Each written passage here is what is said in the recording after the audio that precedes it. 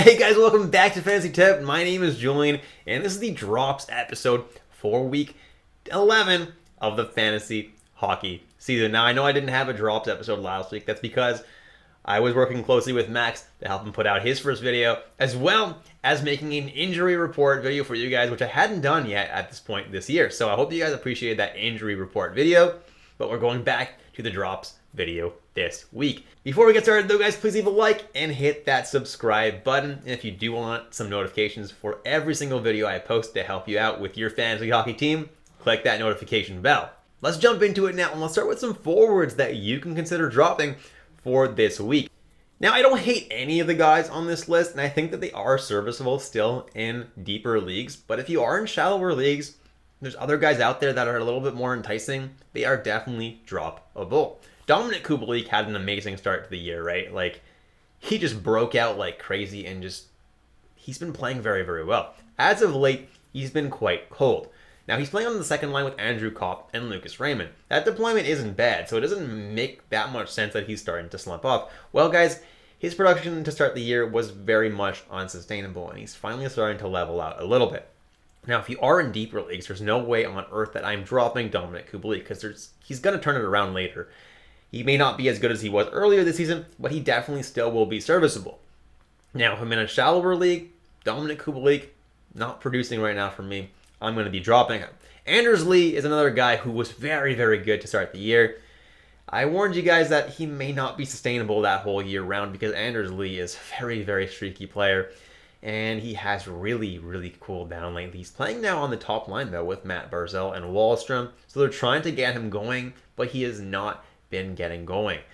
You might want to give him another game or two, see if he does get going on that line. But if he doesn't, guys, Anders Lee for me is a drop. Then I have Riley Smith of the Vegas Golden Knights playing on that second line with Marchessault and with William Karlsson. He's been playing on that line for so many years now, and that line is very, very good. But Riley Smith himself is kind of a guy that you kind of add when he's hot and you kind of drop when he's not. And this year, he had some very, very big hot streaks, which is why he was added in so many leagues. But now, if there's somebody out there that you prefer, Riley Smith is definitely not someone you have to be holding on your team.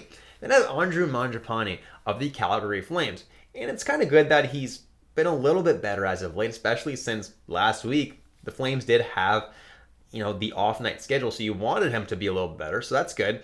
But Mangiapane is not someone that I'm overly high on to hold long-term, guys. Last year, he had his breakout year, but his shooting percentage was so unsustainable that I told you guys not to really look at him this year for that reason, and I'm kind of showing you why, right? Like, he's shooting at a more reasonable shooting percentage this year, and he's just not doing as well fantasy-wise, and that's why, guys. So, he's not someone that I really recommend holding in really any league right now. And then Gabriel Velarde of Los Angeles Kings started off the season so strong, but is back down the third line, and unfortunately is not producing any longer. Taking a look at some defense now, and first on the list is Hampus Lindholm of the Boston Bruins. And Hampus Lindholm was an amazing player earlier this season. He was getting peripherals, he was putting up points very frequently, and the reason for that was because Charlie McAvoy was injured. Once McAvoy came back, he still produced for a little bit, but he's kind of tapered off now. The peripherals aren't really there anymore, and the points, while they're still coming occasionally, he's not someone that's really worth holding anymore at this point. I'm actually pretty shocked that he's still owned in 85% of leagues. You guys don't want to admit to yourself that his reign of terror is finally over.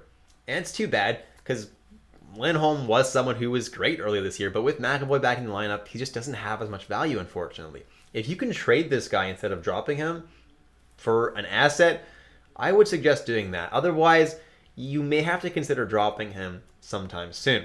Then I have Owen Power of the Buffalo Sabres, 53% roster, and he's been on this list, as you guys know, a few times this season. He should not be owned in over 50% of leagues. He is a very good player, but without that top power play deployment in Buffalo, he's not going to be doing a whole lot for your fantasy team.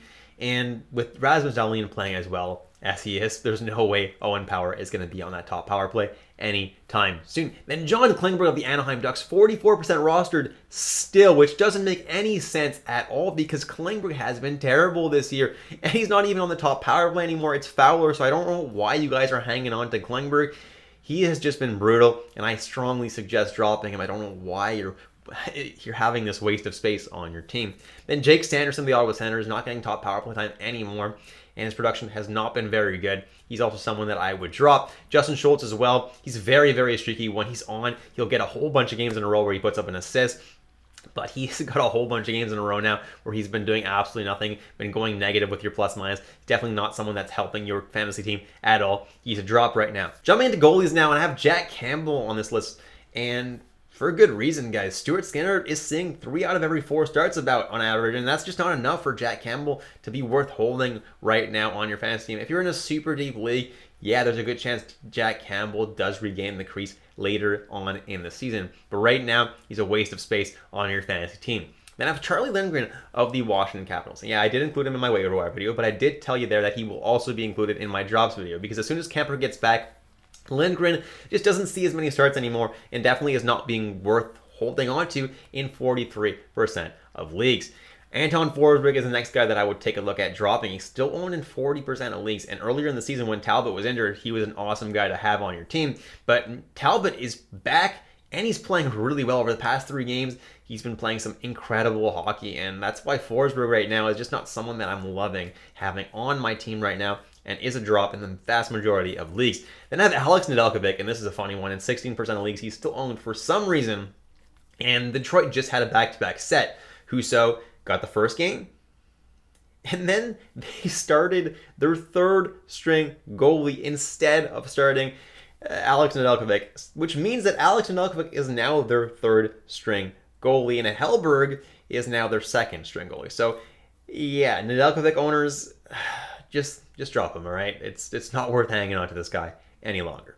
Then I have Samuel Montembeault of the Montreal Canadiens, 13% rostered, and I'm not really sure why he's 13% rostered, because Jake Allen has been playing a lot better as of late, and Montembeault will pretty much only be getting the back-to-back starts, at least for now. And that's it, guys. Thank you so much for watching all the way through. If you enjoyed the video, please leave a like and hit that subscribe button. If you guys do want to check out my merch for shirts just like this one, you can check that out on fantasytip.com. If you do want to take your support to the next level, you can check out my Patreon. The link is in the description below. Thanks so much, guys, and I'll catch you in the next episode of Fantasy Tip.